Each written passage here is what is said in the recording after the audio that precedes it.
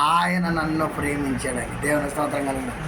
మొదట ఆయన మనలను మనం ప్రేమించా, ఆయన ప్రేమించాడా? ఆయన ప్రేమించాడని నమ్మిన ప్రతి ఒక్కళ్ళు ఏం చేయాలి? తిరిగి ఏం చేయాలి?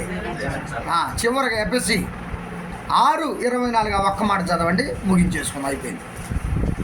మన ప్రభు అయిన యేసుక్రీస్తును శాశ్వతమైన ప్రేమతో ప్రేమించు వాడికి కృప కలుగుతుంది. దేవునికి స్తోత్రం కలుగనగా.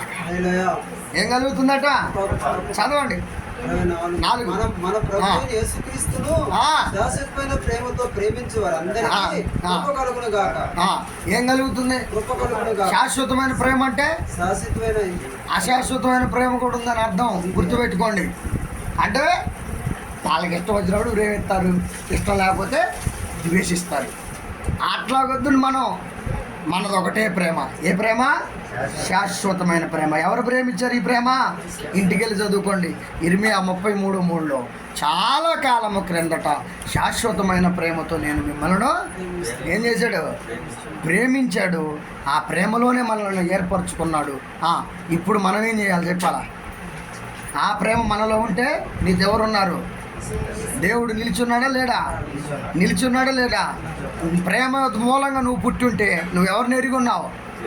దేవుడిని ఎరిగి ఉన్నావు లేదా? దేవుణ్ణి నువ్వు ఎరిగి ఉంటే నువ్వు ఫలించటం మానవు. నువ్వు ఫలించటము ఆగిపోదు.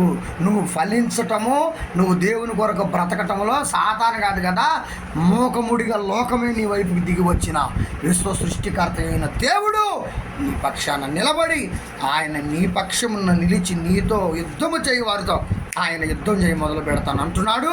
నువ్వు మాత్రం ప్రేమ కలిగి ఉండు, ప్రార్థన చేయి, ప్రేమించు, లోబడు. దేవుని మహిమ కొరకు మనం బ్రతుకుదాం. అట్టి కృప దేవుడు మనందరికీ దయచేయను గాక. రండి, తల్ల వంచండి, ప్రార్థన చేసుకుందాం. హల్లెలూయా, హల్లెలూయా. ఒక్క నిమిషం ప్రార్థన చేసుకుందాం. పిల్లరా, ఒక్క నిమిషం ప్రార్థన చేసుకుందాం. దైవజనురాలను రమ్మండి, ఎక్కడ ఉందో ప్రార్థన చేస్తుంది. అయ్యా నీకు వందనాలు చెల్లిస్తున్నాను, దేవా నీకు స్తోత్రాలు చెల్లిస్తున్నాను. అందరూ కూడా ప్రభువా ఒక్క నిమిషం ప్రేమ ప్రేమ ప్రేమ ప్రేమ నాయన, ప్రేమలో